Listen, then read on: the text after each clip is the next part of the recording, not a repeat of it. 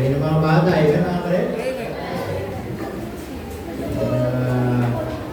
Mga nagpahan sa mga nanay ang mga yan. Amen?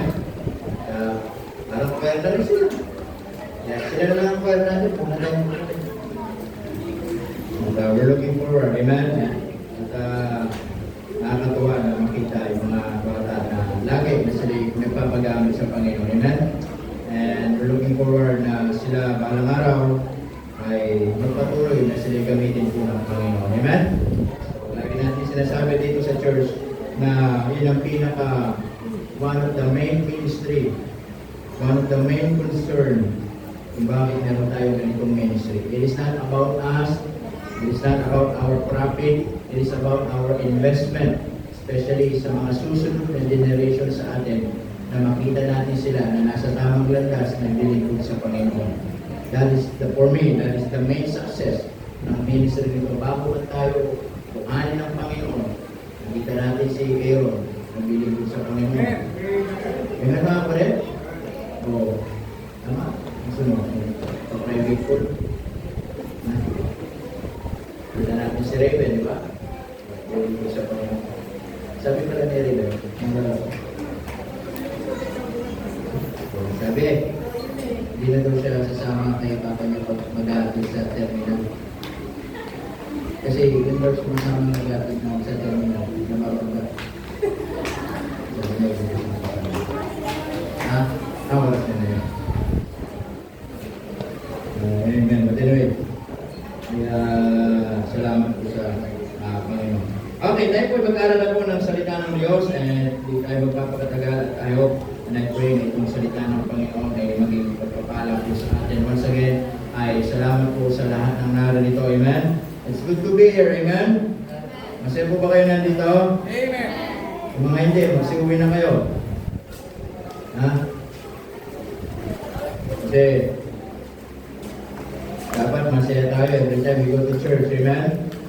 At kayo kahit masamang pakiramdam, pwede kayo mag-absent. Ako kahit masamang pakiramdam, hindi ako pwede mag-absent. Bakit? Ako yung pastor. Salamat po sa Panginoon. Okay. Open our Bible in the book of Proverbs chapter 18. Tumayo tayo na Proverbs chapter 18. Amen.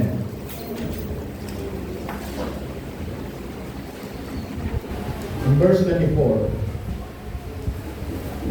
Okay. Katulad po ng inawit ng mga bata kanina, we were talking about this morning about friendship. Amen? Sino rito walang kaibigan?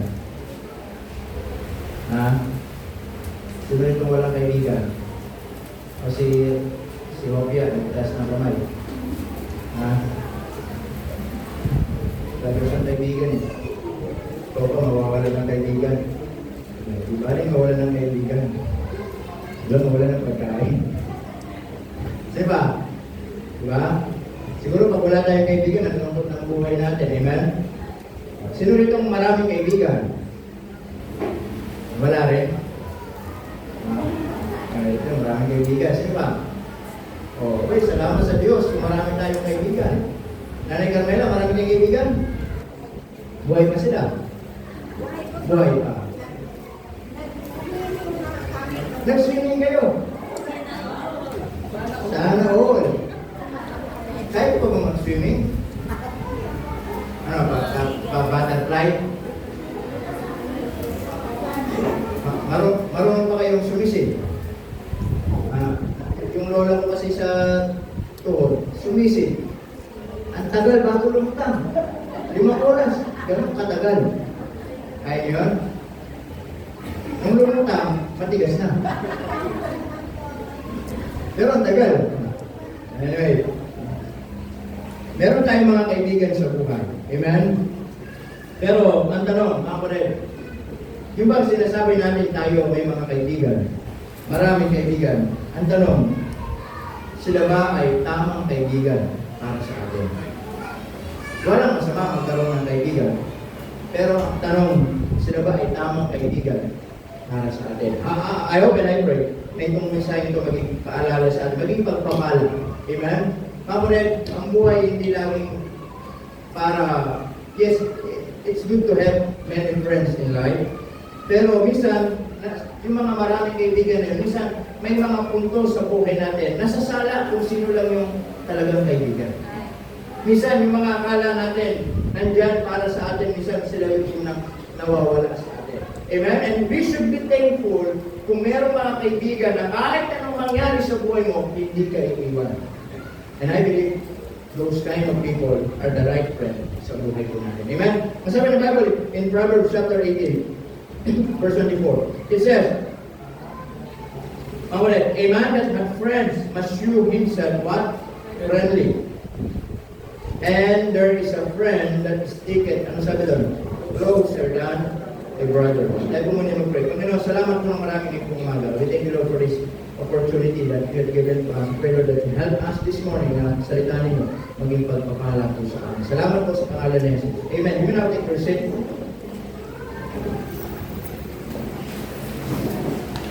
Amen. Ang sabi ng Bible in verse 24, but in verse 22, gusto lang itong basahin, total Mother's Day naman.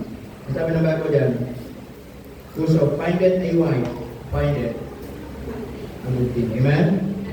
Tama? Amen? We should be thankful kung nakasipong tayo ng isang mabuting asawa. Tama? Ang sabi doon, whoso findeth a wife, ang sabi? Findeth a good thing. Not only that, whoso findeth a wife, ang sabi doon? And obtaineth favor of the Lord. Amen? Kaya salamat po sa mga kababaihan na kayo binigyan ng Panginoon sa amin. Nakasumpong kami ng isang magandang asawa. Amen? Nakasumpong kami ng isang mabait na asawa, masipag na asawa, chismosang asawa.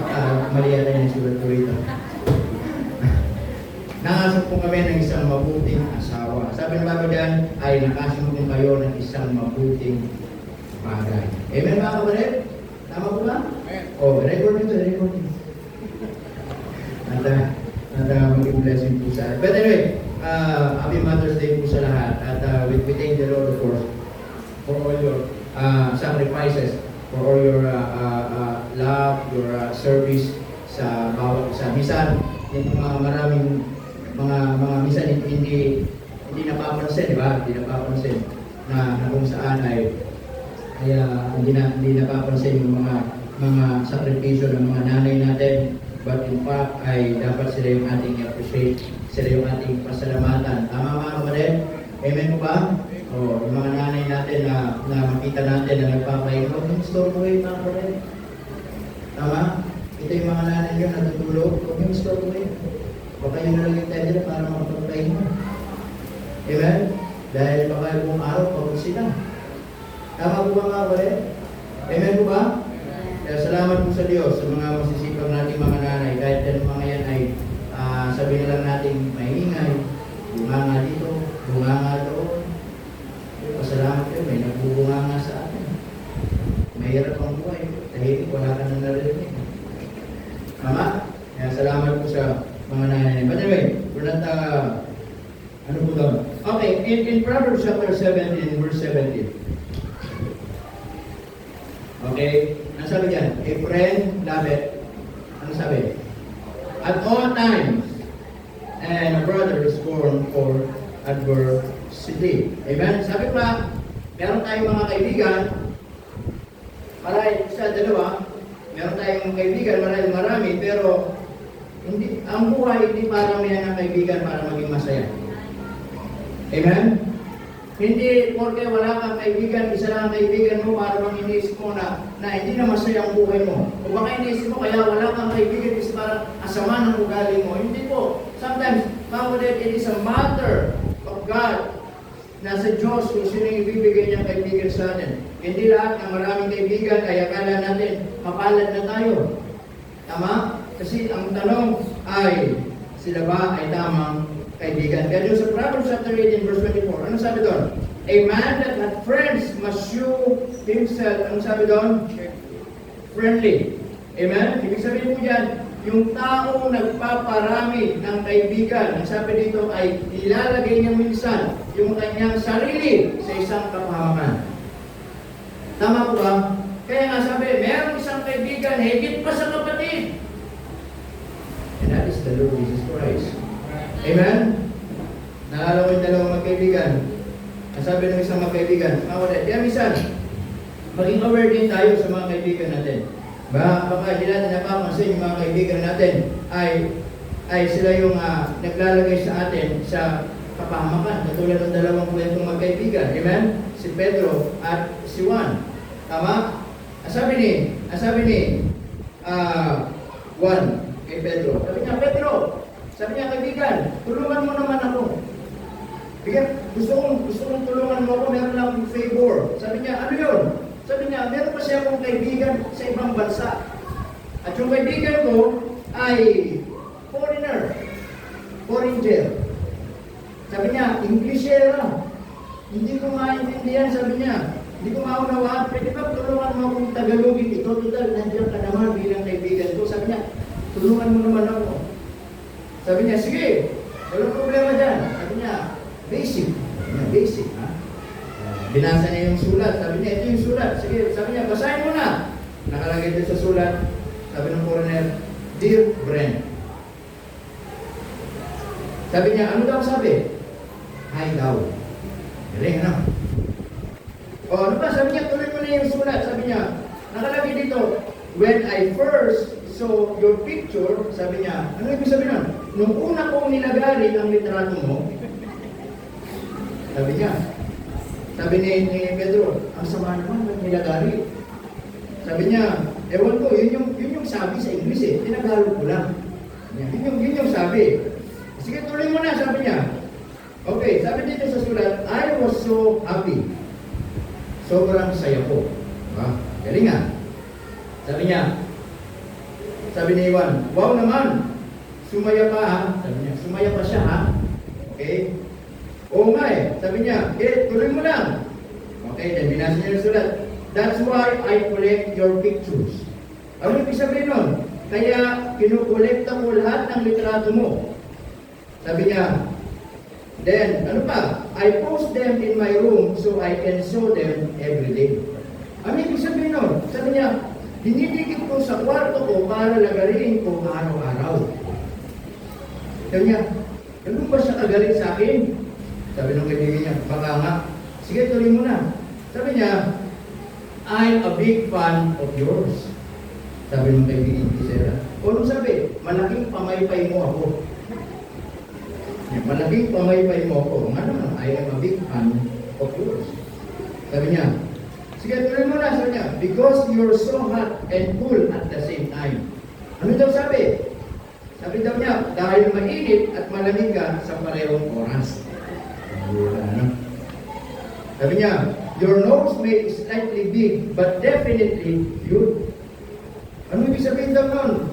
Sabi daw niya, malaki daw ilong mo. Aba, nilain pa yung ilong ko ha, sabi ni Juan. Sabi niya, ganun talaga siya kagalit sa akin. Sabi niya doon sa tinatin yung kaibigan niyang foreigner. Sabi niya, you're so cute as your friend. Sabi niya, mas cute daw ako sa'yo. Ano pa? Sabi niya, basahin mo na. Sabi niya, my dream was to show you in person. Ano daw sabi? Sabi niya, ang pangarap ko daw ay lagariin ka sa personal. Sabi niya, if it will happen, I will be the happiest person in the world. Ano daw yung sabihin? Kapag nangyari daw yun, siya na daw ang pinakamasayang tao sa mundo. Kaya sabi pa, tuloy mo, sabi niya, take care of yourself. Kaya sabi daw, alagaan mo daw ang sarili mo. Because I will show you soon. Dahil malapit ka na daw niya lagariin. Sabi niya, your loving one, ang mamahalin mong pamaypay. Ang bihira, no? Kaya ako din, mag-ingat tayo sa mga kaibigan natin. Kung hindi natin alam, pinapakamang na pala tayo. Humingi lang siya ng tulong kasi hindi alam Tagalog.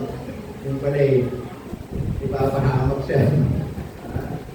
Kaya sabi daw niya eh, I am a big fan of yours. Kung malaking mo pamaypay, huwag naman ang bihira. But anyway, tandaan natin natin lahat pwede natin maging kaibigan. Amen? Tama po ba? But listen to this. Pero hindi lahat pwede natin pagkatiwalaan. Hindi lahat ng malapit, totoo. Hindi lahat ng taong laging kasama natin, kakampi natin. Hindi lahat ng tumatawa sa harap natin, masaya para sa atin. Amen po mga kapatid? At hindi lahat ng nagsasabing, nandito ako para sa iyo, ay totoo talaga yun. Tama? Minsan, nakakalungkot mga kapatid, minsan sila pa yung mga unang tumatalikod, sila pa yung unang maninira, sila pa yung unang magtatapon ng pangalan natin, maninira ng pangalan natin. Amen mga kapatid? Kaya nga minsan may mga tao talagang parang artistahin. Amen mga kapatid? Ibig sabihin, mga tao marunong umarte na kunwari nagmamalasakit. Tama? Pero ang totoo, sila po ay nag-aabang, sila po ay naghihintay ng ating mga kahinaan. Yung tipong minsan sasabihan tayo, kaya mo yan. Pero minsan, sa likod natin, nagdarasal, sana madapa tayo. Sana bumagsak tayo. Kaya nga, ito'y paalala ng salita ng Diyos sa atin na mag-ingat tayo, maging mapanuri. Amen mga kapatid? Maging maingat, hindi mapamusga. Pag-aralan natin kung sino yung mga tao, sasabihin natin sila ay ating tunay na kaibigan. Am I right? Dahil ang tunay na kaibigan, hindi yan magtutulak sa atin pababa. Ang tunay na kaibigan, hindi yan magsiselos kapag nagtagumpay ka. Ang tunay na kaibigan, hindi yan masaya kapag malungkot ka. At higit sa lahat, ang tunay na kaibigan, kahit anong mangyari, kahit sa panahon na ikay mahina, kahit panahon na ikaw ay pinagdadaanan, nandyan yan para sa iyo at hindi tayo tatalikuran. Amen mga kapatid? Kaya kung bago natin minsan ibigay, bago natin minsan ipagkatiwala, yung ating buong pagtitiwala sa mga taong nakakala natin na sila'y ating kaibigan, isipin muna natin mabuti kung sila'y binigay ng Panginoon para sa atin. Amen mga kapatid? Kaya po this morning, I would like to share to you, okay, the 5 red flags of friendship. Okay, so that we can be aware, mga kapatid. Amen?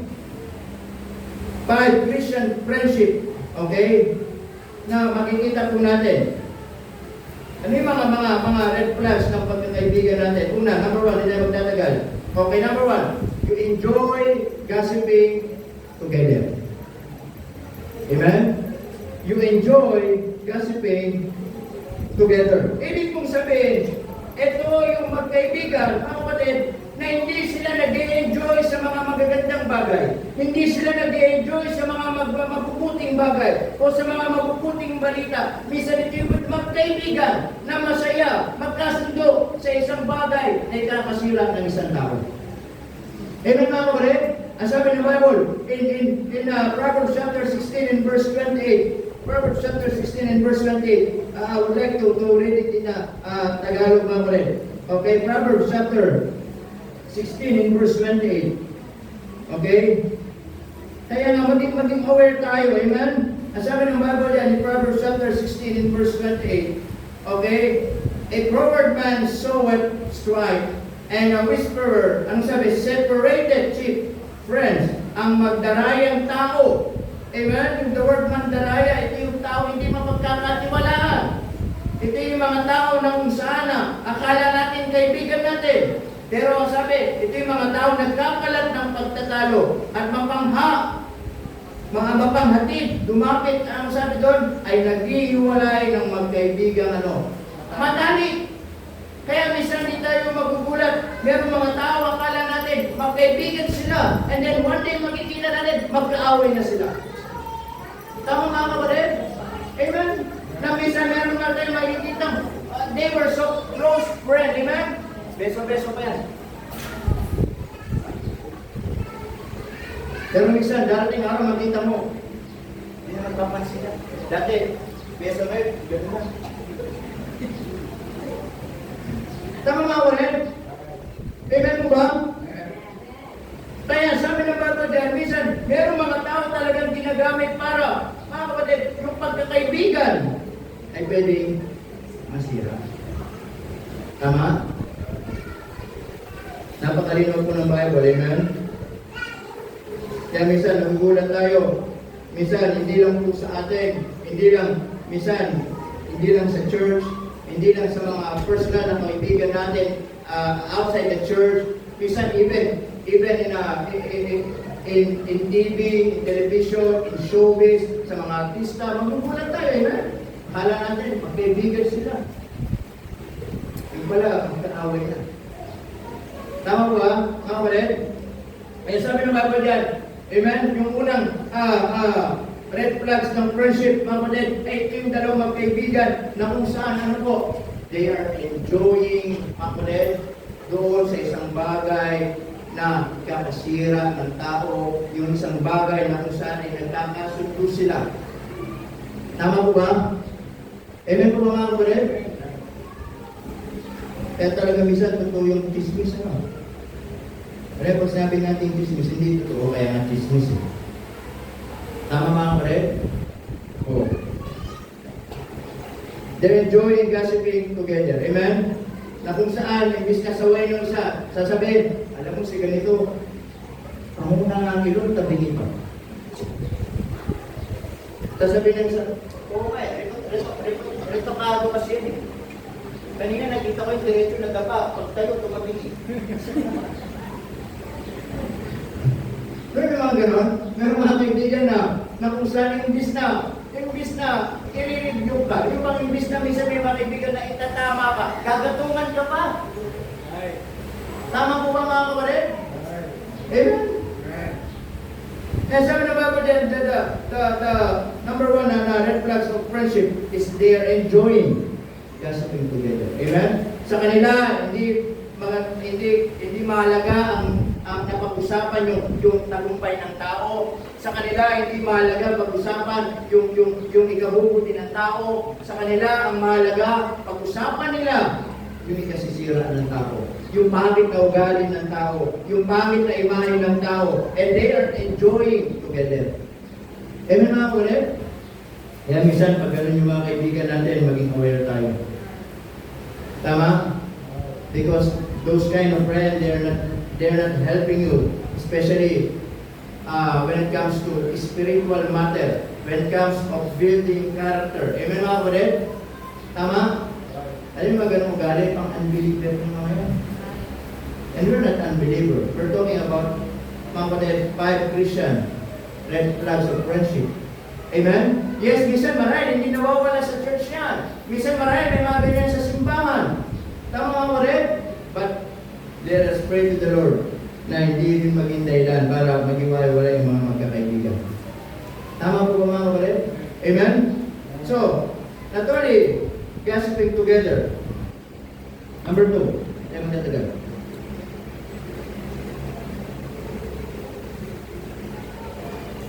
Ang pangalawa mga kapatid, not only they are enjoying gossiping together, but listen to this. Okay? Ito yung second na red flag of friendship. You don't correct each other. Amen mga kapatid? You don't correct each other. Tama? Amen po mga kapatid? Na ito yung magkaibigan na kung saan hindi nila tinutuwid kung ano yung mali ng isa. Tama? Ito yung magkaibigan na kahit mali na yung kaibigan niya, hindi niya tinutuwid, hindi niya kinukorek. Okay lang yan. Pabayaan mo na. Tama mga kapatid? Amen po ba? Kaya listen to me. Kapag meron tayong mga kaibigan, nakagawa kayo ng mali, at hindi nila kayo tinama, hindi sila kaibigan. Dahil ang tunay na kaibigan, kahit masaktan ka, sasabihin na mali ka. Sasabihin na hindi maganda yung ginawa mo. Sasabihin na mali yung ginawa mo. Sasabihin na hindi tama yung ginawa mo. Amen mga kapatid? Pero kapag alam mo na mali yung ginawa ng tao na yun, amen ang sinabi, okay lang yan. Ganyan talaga. Pabayaan mo na. Hindi na tayo. Amen mga kapatid? Kaya sabi ng Bible mga kapatid, in Psalms chapter 39 verse 11, Psalms chapter 39 and verse 11. Isa po natin. Okay, Psalms 39 verse 11.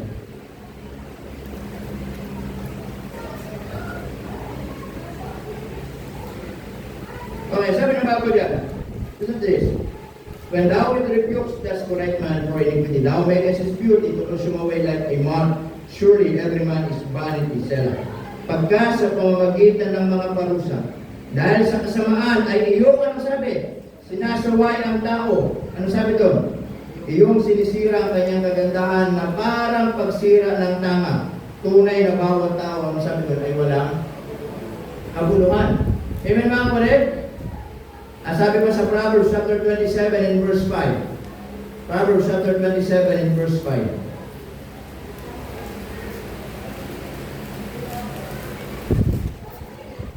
Ano sabi niya? Open rebuke is better than secret. Ano sabi? Love. Amen? Yung tunay na yung tunay na kaibigang nagmamalasakit, yun yung tunay na magsasabi sa iyo kahit masaktan ka kung mali. Amen mga kapatid? Open rebuke is better than secret love. Amen? Na minsan, mahal natin sila. Na minsan, mahal mo siya. Pero pag nagkamali, mahal mo pa din. Hindi po ganun mga kapatid. Anong sabi? Maigi ang saway na hayag. Amen? Kesa sa pag-ibig na nagpupubli. Am I right mga kapatid? Na minsan kasi nakakalungkot minsan, marami tayong mga kaibigan at minsan kaya sila'y nagiging kaibigan natin. Listen to me, minsan nakikinabang sila sa atin. Tama? Amen po ba mga kapatid? Nakikinabang sila sa atin. Amen? Kasi minsan, baka marami tayong pera. Tama? Sabi ng Bible in Proverbs chapter 19 in verse 4. Bagi mo natin, Proverbs chapter 19 and verse 4. Ano sabi? Kaya buti ako, wala akong maraming pera.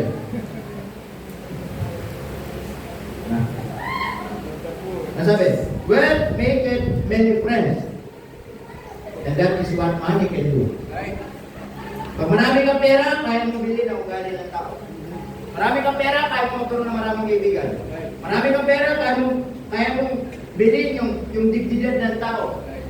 Tama mga kapatid? Kaya tingnan nyo, mga kapatid, naalala ko nung bata ko, nung elementary ako, meron kami kaklaseng anak mayaman. Kasi ako, anak mahirap. So, may anak mahirap, may anak mayaman. Diba? Ang tawag yun, rich kid. May kaya naman sila. Ang daming baon nun. Alam mo, dahil marami siyang baon, lagi kami nakadikit sa kanya. Oh. Gusto kami lagi, delivery kami sa KFC. Ganun yung business ng tito ko dati. Ano yung KFC? Kikiam, fishball, chicken roll. Alam niya? KFC, kikiam, fishball, chicken roll. Okay. Dahil kami nililibre ganun. Turo-turo, mga kapatid. At tuwang-tuwa kami. Then dumating yung time na wala na siyang pera, siguro napapansin na niya, pag-uwi nawawala yung pera, nauubos, din sa binibigyan. Alam nyo, hindi na namin binibigyan.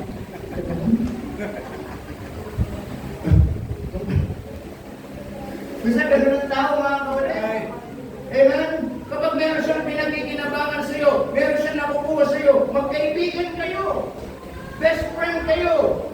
Pero sabi, ako rin, but the poor separated from his neighbor. Tama? Ang sabi, ang kayamanan ay nagdadagdag ng maraming kaibigan. Amen? Charmaine, daming kaibigan nito. Wala ka daw siyang kaibigan doon. Hindi ka kaibigan? Doon. Dito na yun. Ang daming kaibigan ito, maraming pera. Ano? Ang kayamanan ay nagdadagdag ng maraming kaibigan. Ngunit, ano sabi? Ang dukha ay hiwalay sa kanyang. Yan yung reality ng buhay. Pag wala kang pera, wala kang kaibigan. Pag wala mapapakinabangan sa iyo, wala kang kaibigan. Yan ang mga kapatid. Kaya po, tatandaan natin, yan ang reality. Minsan, nagkakaroon tayo ng maraming kaibigan, it is because of meron lang sila nakukuha po sa atin. Amen? Diba, sabi nga ng Bible, maging aware tayo sino mga kaibigan natin. Amen? Sabi ng Bible, Proverbs chapter 22, in verse 24. Proverbs chapter 22, verse 24. Ano sabi? Oh. Ano sabi niya?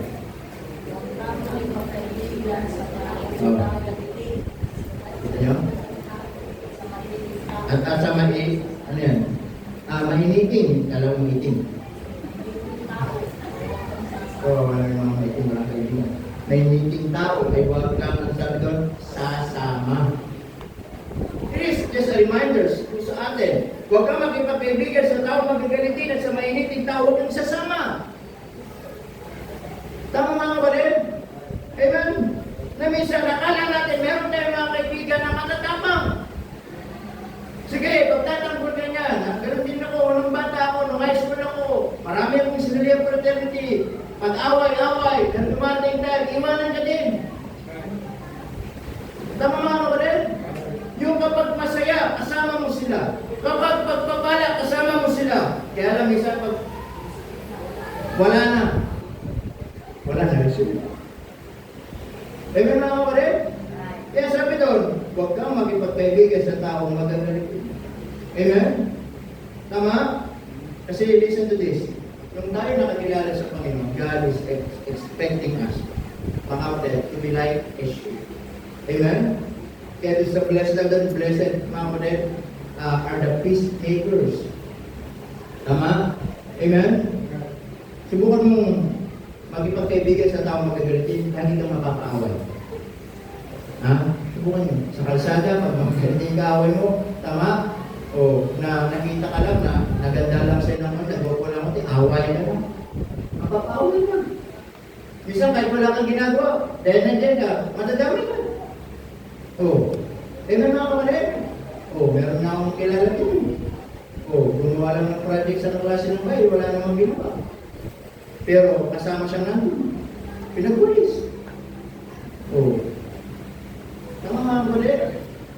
At least, kagandahan doon, pag nakagraduate na siya, pwede siya mag-apply sa tupad. Kasi may training na. Darakot ako, isang wala kang ginagawa, pero kasama ka. Ito lang sinasabi, young people, especially sa school naman, mag-ingat kayo sa sinasamahan ninyo. Tama? Hindi lahat ng araw o oras magtatanggol ka ng sinasabi ng kaibigan.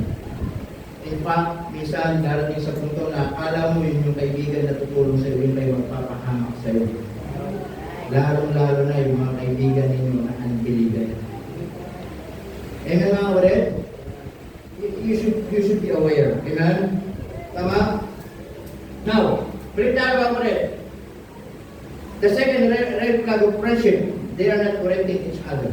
Amen? Kaya masarap pakinggan yung mga tao na kapag nagkamali ka, sinabihan, kapatid, mali yung ginawa mo. Praise the Lord for that. Because someone is really cares for me.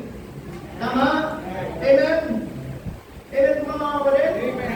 Na kahit masakit sa atin, kahit ayaw natin pakinggan, kahit iniisip natin na parang mas magaling sila kaysa sa atin. Pero kapag meron mga ganong tao, sila talaga influence sa atin. Amen? Kaya sabi ng Bible, open rebuke is better than secret love. Amen po ba? Listen to me very carefully. The person who receive rebuke becomes better. But those who refuse rebuke becomes bitter. Amen mga kapatid? Kaya yung mga open-minded, na kahit sinabihin mong hindi tama yan, sinabihin mong hindi maganda yan, sinabihin mo dapat itong tama, at tinanggap nila, nagiging better person yung mga tao yun. Pero yung mga tao, ayaw tumanggap ng pagkakamali, ayaw tumanggap ng mga payo, ayaw tumanggap na sila sabihin na nagkamali, nagiging bitter yung mga yun. Amen mga kapatid? Amen. So they are not correcting each other. Amen? Kaya salamat po sa mga kaibigan natin na minsan hindi lang tayo ini-encourage, hindi lang tayo minsan pinag-pray, hindi lang tayo kasi hindi lang natin sila kasama sa mga magagandang bagay. At sometimes kapag nagkamali tayo, nandiyan sila yung unang aalala, sila yung unang magsabi, at yun yung mga tao talaga nagmamalasakit sa atin. And we should thankful for them. Amen? Number 3. Okay, not only they're not correcting each other, but also, listen to this, your friendship leads you away. Ano sabi diyan? From your calling. Instead, ano sabi? Of encouraging you in it. Amen? Ibig kong sabihin, meron tayong mga kaibigan na imbis na palakasin tayo, imbis na encourage tayo, mga kaibigan na imbis na gamitin ng Diyos na sila po ay para lumago tayo sa Panginoon. But sometimes, merong mga kaibigan na inaakala natin kaibigan, but at the end, sila'y nagiging dahilan para mawala tayo sa Panginoon. Amen mga kapatid? Mga kaibigan natin na nagiging hadlang para yung mga ministry natin, mapabayaan natin. Mga kaibigan natin na nagiging reason para yung paglilingkod natin sa Panginoon ay malamig. Mga kaibigan natin yung nagiging dahilan para hadlangan tayo pumunta sa simbahan. Hadlangan tayo sa mga gustong gawin natin para sa Panginoon. Amen mga kapatid? At yun yung mga tao minsan magsasabi sa atin, akala natin sa panahon ng nagigitan, sa panahon na tayo nangihina, ay sila'y magpapalakas sa atin. But it's sad to say, sometimes, yung mga kaibigan natin, ay magsasabi pa sa atin, hindi mo kaya yun. Sumuko ka. Amen mga kapatid? Wala nang mangyayari. Ang dyan dyan. Amen mga kapatid? Kaya pag mga ganon, mga kapatid, huwag natin silang pakikinggan. Yun yung mga kaibigan natin na walang wisdom from the Word of God, na madaling sumuko pag may problema. Amen? Na madaling magreklamo kapag wala, na hindi na kailangan magtiwala sa Panginoon. Hanapin natin yung mga tao magpapalakas sa atin. Hanapin natin mga tao magsasabi sa atin, huwag kang magpatuloy ka sa Panginoon. Amen? Mga tao magsasabi sa atin, huwag kang susuko. Mga tao mag-i-encourage sa atin at ginagamit ng Diyos para tayo lalo lumabog sa spiritual na buhay. Amen. Amen mga kapatid? Amen. Kaya sabi ko nga po, hindi naman masamang magkaroon ng maraming kaibigan. It is good to have many friends. Tama? Why not? But as long na alam mo na yung maraming kaibigan na tinutukoy mo, ay natutulungan ka lumago ka sa Panginoon. Amen po mga kapatid? Pero kung yung mga kaibigan na yan, kahit marami ang mga yan, pero nilalayo ka sa Panginoon, it is better. Kahit, alam nyo, kahit magalit sila, okay lang. Kasi na makisama ka sa kanila na ikay nawawala sa Panginoon. Tama po ba? Tandaan ninyo, huwag yung sabihin wala kayong kaibigan. Kahit nag-iisa ka lang dito, may kaibigan ka ang Panginoon. Amen. Tama mga kapatid? Kaya mabisan, ito yung sabi ng Bible in Job chapter 2, verse 11 to 13. Job chapter 2, verse 11 to 13. Okay, so ito yung kwento ni Job. Alala niyo ano nangyari sa kanya kay Job? Nung siya ay maraming pera, marami siyang kaibigan. Maraming ari-arian, maraming tauhan.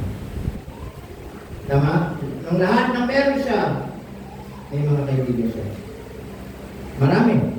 Pero there was a point in his life na that everything was washed out in his life. Then, sa maraming kaibigan niya, meron lang mga ilang kaibigan na natili. Minsan, gano'n naman talaga. Kaya nga sabi ko, minsan yung mga maraming kaibigan na tinuturing natin, talaga minsan nasasala yan kung sino yung mananatili. Mga kapatid, na minsan nakakalungkot minsan, mga kapatid, ay may mga taong kaibigan tayo dahil nakikinabang sila sa atin. Tama mga kapatid? Amen po ba? Amen. Pag napahiram mo, kaibigan mo. Pag di mo napahiram, tuyo. Kaway mo na. Ito na ba nakadepende yung pagkakaibigan niyo sa pera? Hindi mga ganun. Eh, may mga kapatid? Oh. Diba? Oh. Pati yung pera ng ganito, kaibigan mo yan. Bait naman ni kaibigan. Pinira mo, best friend ko yun. Ano? Sis, baka may ganyan ka, pinira mo. Ang bait talaga ni kapatid. BFF ko yan. Pinira mo. Oh. Sunod. Baka naman meron pa. Ay, wala na ako eh. Sama naman ang ugali mo. Alam mo naman, di tayo magkaibigan. Hirap lang eh. Huwag na. Kalimutan mo na. Nakakaraw, di ba?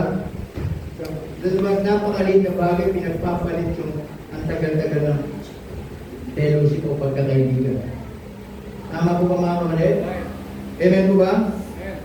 Kaya, ang sabi ng Bible dyan mga kapatid, sa Job chapter 2, verse 11 to 13. So ito yung mga natirang kaibigan ni Job nung panahon na nabalitaan nila ano yung nangyari kay Job. So nag-travel sila, gusto nilang puntahan si Job mga kapatid para kumustahin at malaman kung ano yung kalalagayan niya. Kaya sabi ng Bible dyan mga kapatid, na mabalitaan nga ng tatlong kaibigan ni Job ang lahat ng masamang ito na sumapit sa kanya. Sila ay naparoon, bawat isa na mula sa kanya-kanyang sariling pook.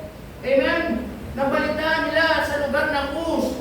Nabalitaan nila yung kaibigan nila ay mayroong nangyaring hindi maganda. So mula sa kanilang kanya-kanyang mga lugar, ipuntahan itong si Job.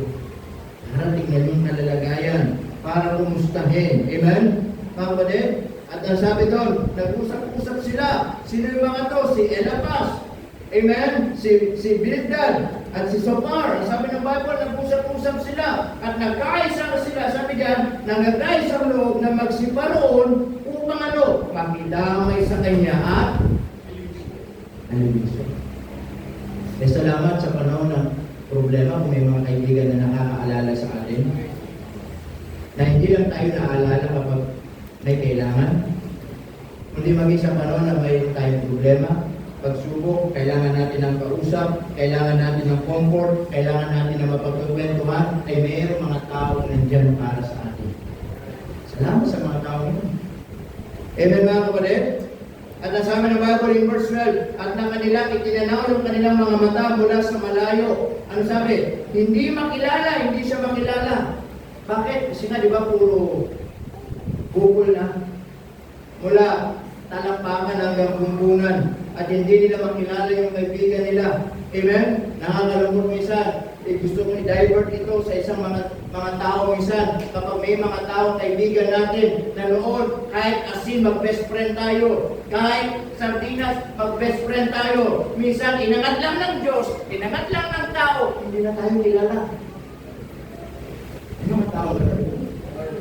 Dati ang best friend ninyo, kahit kumain lang kayo dyan sa turong-turuan. Best friend kayo, kahit nandiyan lang kayo. Pero makita mo, umangat lang sa buhay. Eh, na-rich.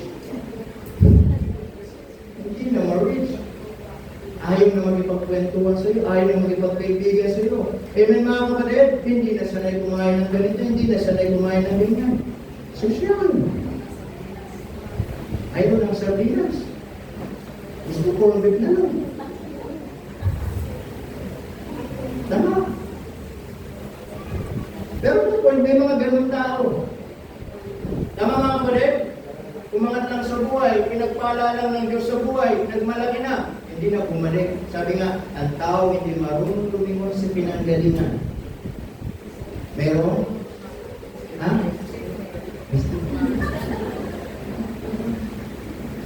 Ha? Tama mga kapatid, so gusto na i-divert ito. Kasi nung makita nila sa malayo, hindi na nila makilala si Job. Hindi dahil nagyabang si Job, hindi dahil maraming pera si Job, kundi dahil physically, hindi na siya ma-recognize sa daming sugat. Amen? Kaya ang ginawa na lang nila, mga kapatid, kanilang nilakas yung kanilang tinig. At nagsiiyak sila, hinapak ng bawat isa sa kanilang mga balabal, nagbuhos ng alabok sa kanilang mga ulo, sa dakong ng langit. Ang sabi, sa gayoy, iumpok sila sa kanya sa ibabaw ng lupa na 7 araw, 7 gabi, walang nagsalita sa kanya, sapagkat kanilang nakita na ang kanyang paghihirap ay totoong malaki. Amen? Hindi ginawa ng kaibigan ng Diyos. For 7 days, they just, umiyak lang sila. Amen? Umiyak lang sila ng umiyak, mga kapatid. Nalungkot sila, nalungkot bilang pakikidamay dun sa nararanasan ng kaibigan nila for 7 days. And we should thank for them, amen? Eh sabi nga, salamat po sa mga kaibigan na hindi lang nakikiramay kapag maraming pera. Hindi lang nakikiramay kapag naalala ka lang. Kundi minsan nakikiramay kapag may pagsubok ka din at sasabihin, pinapanalangin kita. Amen mga kapatid? Ganyan mga kaibigan nila Job. Amen po ba? Kaya sana, mga kapatid, listen to me. Yung red flag of Christian, number 3. Yung mga taong dinadawat tayo, mga taong hindi ginagamit ng Diyos, o mga taong hindi nagiging reason para lumago ka sa Panginoon, mga taong ayaw kang makitang pinagpapala, they're not really cares for us. Amen? Hindi yung mga tunay na nagmamalasakit mga kapatid. Amen po ba? Then, number 4. Okay? Number 4.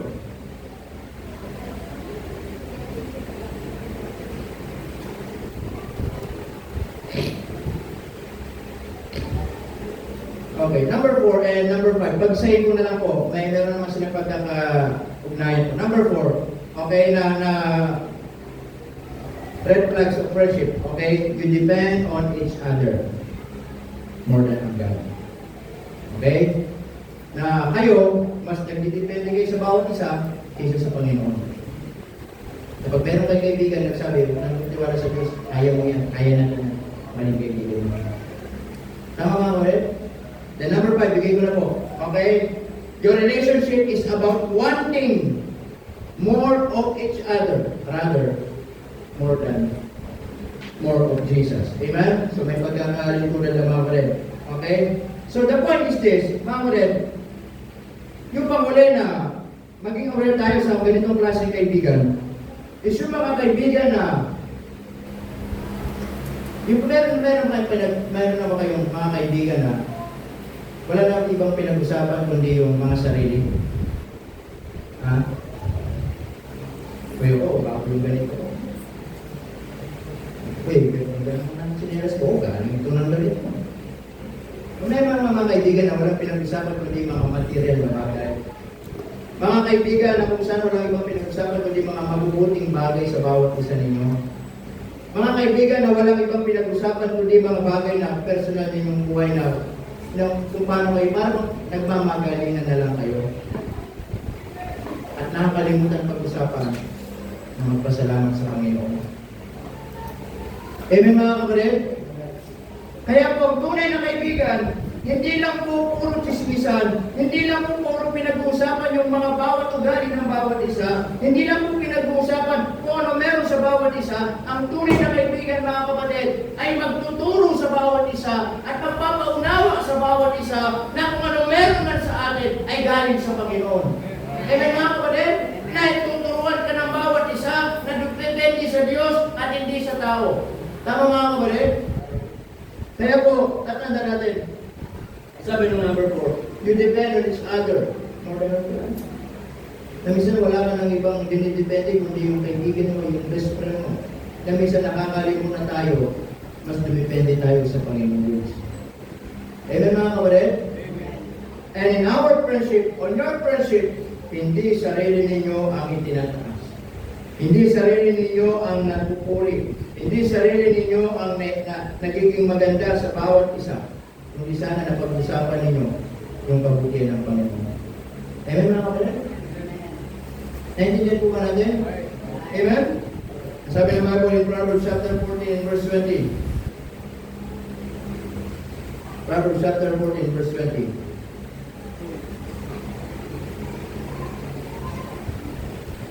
Okay, sabi ng Bible dyan.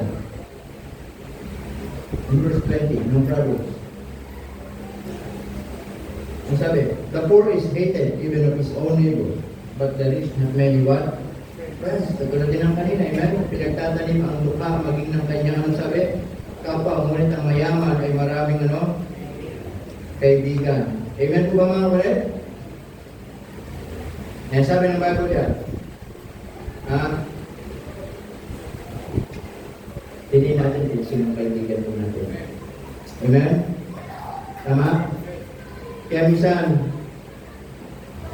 sa ating mga pinagkikwentuhan, dapat ang Diyos ang naluluwa natin. Tama? Dapat sa ating mga pinagkikwentuhan, yung mabuti ng Diyos, yung ating binabangkang. Tama po ba mga kapatid? Amen? Kahit saan man yan, amen? Dapat hindi nawawala ang Panginoon at hindi yung sarili natin, hindi yung bawat isa sa atin. Ang sabi ng Bible in Proverbs chapter 27 verse 6. Buksan natin. Proverbs chapter 27 verse 6. Ang sabi dyan, faithful are the wounds of friend, but the kisses of an enemy are deceitful. Ang sabi, tapat ang mga sugat ng kaibigan. Amen? It picturized na kahit sa panahon na may pinagdadaanan ka, nandun yung mga kaibigan mo na hindi ka iiwan. Nandun yung mga kaibigan mo kahit mahirap ang pinagdadaanan mo, kahit sila, mga kapatid, ang sabi diyan, ay nasasaktan din para sa iyo. Kaysa, ang sabi, mga kapatid, ngunit ang mga halik ng kaaway, ang sabi, ay malabis. Tama po ba? Amen? Kaya minsan, makita natin talaga yung mga kaibigan na binibigay ng Panginoon po, binibigay ng Panginoon po sa atin. Amen? So ito'y paalala ng Diyos sa atin mga kapatid. Balikan natin, hindi masamang magkaroon ng maraming kaibigan. Mahirap naman kung wala tayong kaibigan. Tama? Pero sa ating pinag-aralan, we must aware kung sino yung mga totoong kaibigan. Amen? At yung mga kaibigan na yon ay gamitin ng Diyos. Hindi para lumayo ka sa Panginoon. Tama? Amen? Hindi yung kapag Sunday, sabi ng kaibigan mo, huwag ka na magsimba muna. Magpasyal muna tayo. Di ba? Huwag ka muna magsimba. Mag-SM muna tayo, mga kapatid. Huwag na natin yung Panginoon. Tama po ba mga kapatid? Amen? So, piliin natin yung mga tunay na kaibigan. At sana yung mga kaibigan na yon ay gamitin ng Diyos para lumago tayo sa Panginoon. Amen? That's why this morning, as we close, kumusta yung mga kaibigan natin? Na iniida na sinasabi natin na kaibigan natin. Are they really cares for us as a true friend? Amen po ba? Sila ba talaga yung nagmamalasakit sa atin bilang isang tunay na kaibigan? O sila ay kaibigan natin dahil sila ay nakikinabang sa atin? Tama po ba mga kapatid? O meron kayong mga kaibigan ngayong umaga na talagang tingin ninyo tunay na kaibigan? Na tunay na sa panahon ng wala ka, nandiyan sila. Sa panahon na meron mang problema, nandiyan sila. Sa panahon na may pinagdadaanan ka, nandiyan sila. Sa panahon na umiiyak ka, nandiyan sila para i-comfort ka. Sa panahon na nag-iisa ka, nandiyan sila para damayan ka. Listen to me. Huwag mong pakakawalan yung mga ganong klaseng tao. Amen? Lalo nyo silang pasalamatan. Lalo nyo silang ipanalangin sa Diyos at ipagpasalamat sa Diyos na minsan kung wala din sila na ginamit ng Diyos, baka sumuko ka na. Kaya minsan salamat sa mga kaibigan na talagang binigay ng Panginoon para magpatuloy tayo sa buhay natin. Amen? At kung lahat ay tumayo, tayo ay manalangin. Let's pray. Panginoon, marami pong salamat sa umaga nito. Salamat po sa paalala. And we thank you, Lord, sa amin na pag-usapan patungkol po sa mga kaibigan.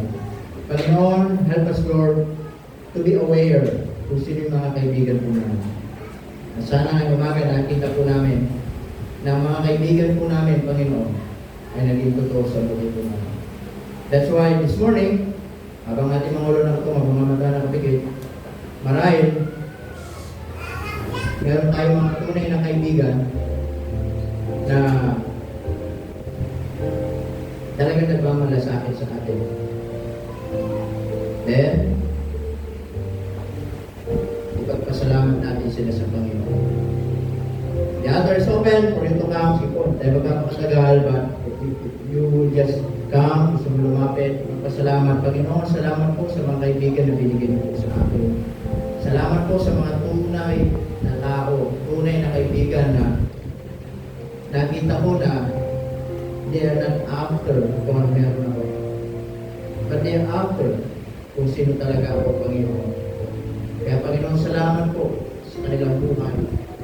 Na hindi sila para sa mga buhay. Meron po ba? Kung tayo mga kaibigan na nais pagpasalamat sa Panginoon o ano man, panalangin natin sila sa Panginoon. Or maybe, after this church, after this service, maybe, bago kayo mag-iwalay, yakapin ninyo yung mga kaibigan ninyo. Magpasalamat kayo sa kanila. Magpasalamat na sila sa Diyos. Na sila'y ginamit ng Diyos para sa iyong ikalalago sa iyong buhay pananampalataya. But also all, huwag natin kakalimutan mga kapatid na meron tayong isang dakilang kaibigan na meron tayong mga kaibigan at iniwan tayo, pinabayaan tayo, nasaktan tayo. Pero meron tayong tunay na kaibigan na hindi tayo iiwan at higit pa sa kapatid na handang ibigay ang kanyang buhay para sa atin. At wala pong iba kundi ang ating Panginoon sa Kristo. That there is a friend that's taken closer than a brother. And that is the Lord Jesus Christ. Panginoon, salamat po ng marami. Salamat po sa inyong kapabutihan. Salamat po sa Panginoon. Thank you Lord once again sa mga kaibigan na binigay mo sa buhay mo. Ang aming pinupuri, pinapasalamatan sa pangalan ni Jesus. Amen. Amen. You may have to proceed. Amen.